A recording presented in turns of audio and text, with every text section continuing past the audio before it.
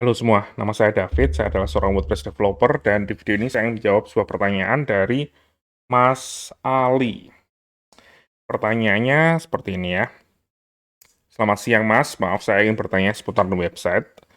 Jadi dia tuh masih pemula dalam menjalani pembuatan website, dia menggunakan hosting dan domain dan WordPress. Cuman dia ini ada beberapa pertanyaan yang belum bisa dijawab ketika klien itu bertanya ke dia.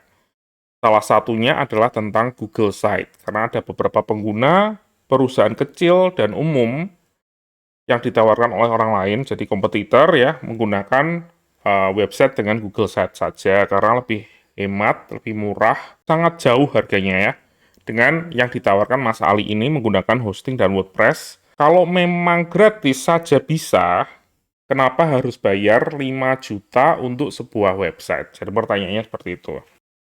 Dan ini pertanyaan yang cukup umum ya. Jadi ini pertanyaan yang pasti yang harus dijawab oleh semua orang yang punya bisnis sendiri ataupun bekerja di bidang marketing. Dan untungnya saya menjawab pertanyaan ini cukup cukup awal ya di karir saya, karena dulu ketika saya lulus kuliah, itu saya kerja sebagai sales, saya jualan tinta cetak, dan kebetulan tinta yang saya jual itu harganya memang di atas harga pasaran tinta saat itu. Jadi memang produk premium. Dan itu adalah pertanyaan pertama yang selalu ditanyakan oleh klien ketika saya coba menawarkan produk saya ke customer ya. Jadi, kok saya harus nyobain tintamu, padahal biasanya saya beli harganya sekian gitu ya. Um, dan ini sebenarnya nggak perlu seminar, nggak perlu apa-apa untuk menjawab pertanyaan ini. Kita bisa jawab sendiri dengan logika. Dan saya akan ngasih beberapa contoh aja deh ya.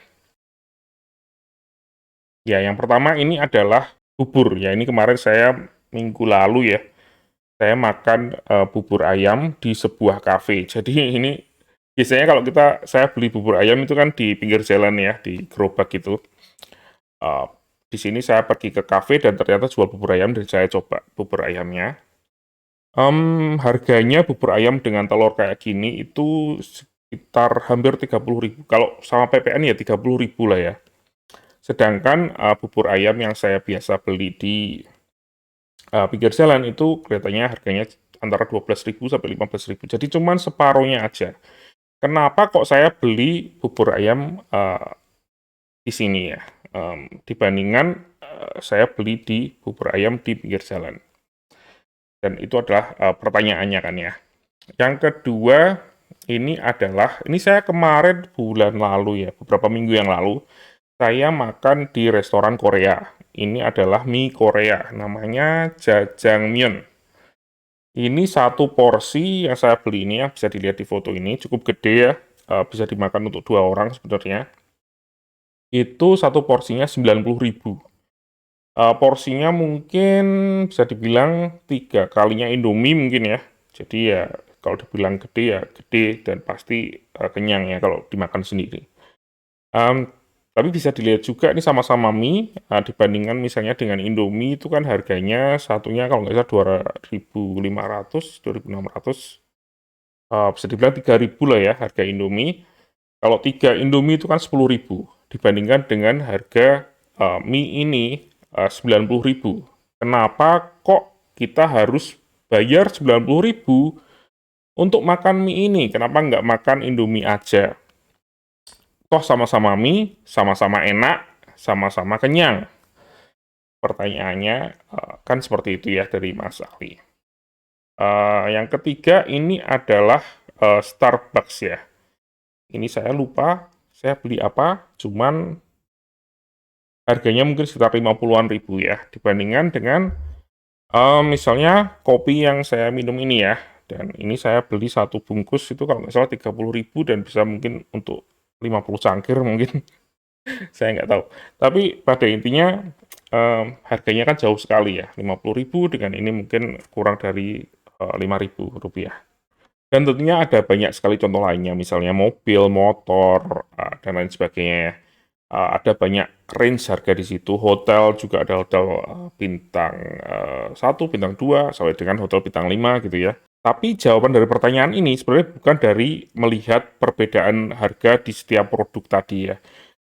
Jawabannya malah dilihat dari produk yang punya range harga yang sama. Misalnya kalau misalnya tadi bubur ayam ya, itu kan harganya satu porsi bubur ayam telur mungkin bisa dibilang 15.000. Itu gerobaknya kalau saya di Semarang ya, di Simpang 5 itu ada puluhan bubur ayam di situ dengan berbagai merek ya, berbagai nama. Ada Pak ini, ada Pak A, Pak B, Pak C gitu ya. Dan harganya kurang lebih sama. Jadi nggak ada yang harganya 90.000 atau 100.000 gitu, nggak ada di situ. Harganya kira-kira ya sekitar 15-an ribu gitu ya. Dan pertanyaannya di sini, kenapa kok ada orang yang memilih bubur ayam satu dengan bubur ayam yang lainnya gitu ya? Kenapa kok saya langganan di bubur ayam yang ini, bukan bubur ayam yang sebelahnya, padahal harganya kurang lebih sama.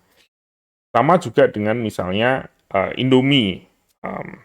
Indomie itu kan merek salah satu brand ya dari Indofood, tapi ada banyak sekali mie yang lain, misalnya mie sedap dan lain sebagainya, itu kan harganya kurang lebih sama gitu ya.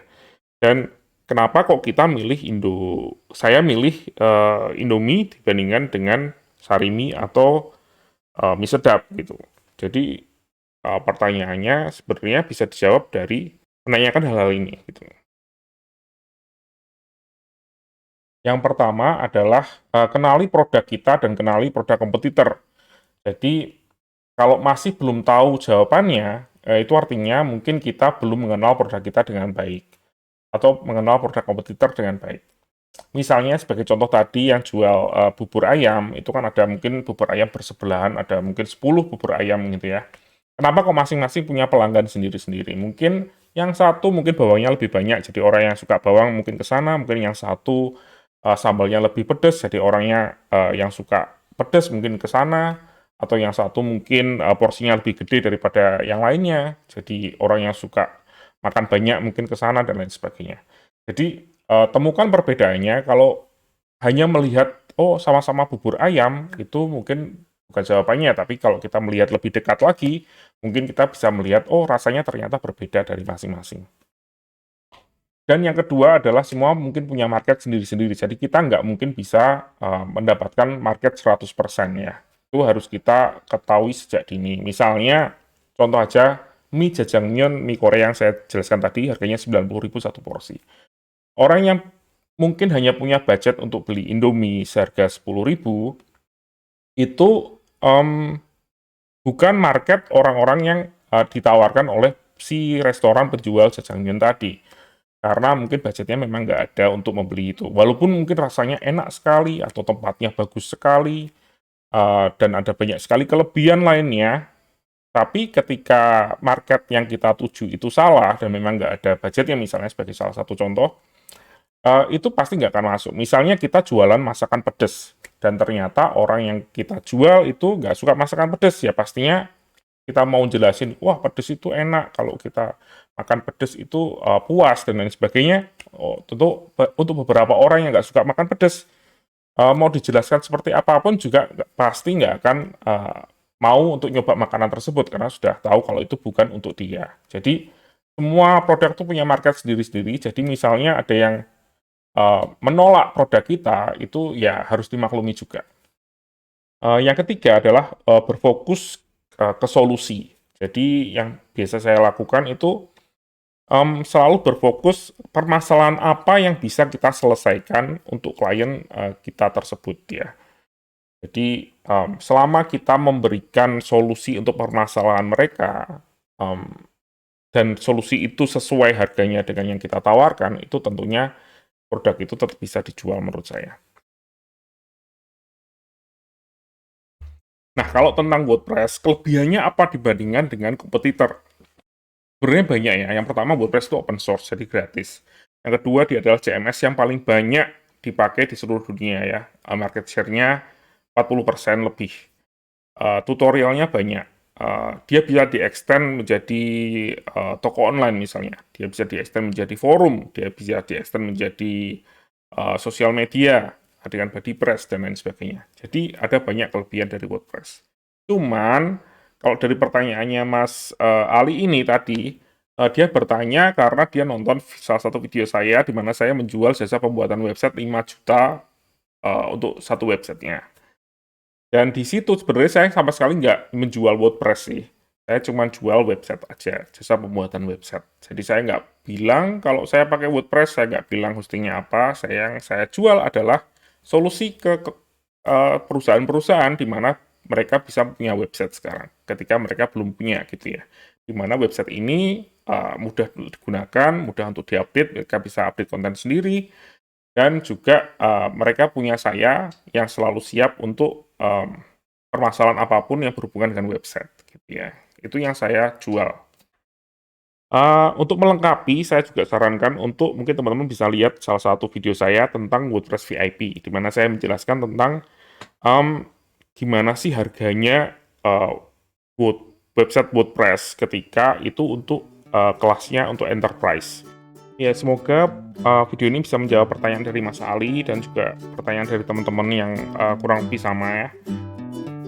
Jika ada pertanyaan tambahan bisa ditulis saja di komentar, nanti saya akan coba jawab. Oke, terima kasih. Sampai jumpa di video selanjutnya.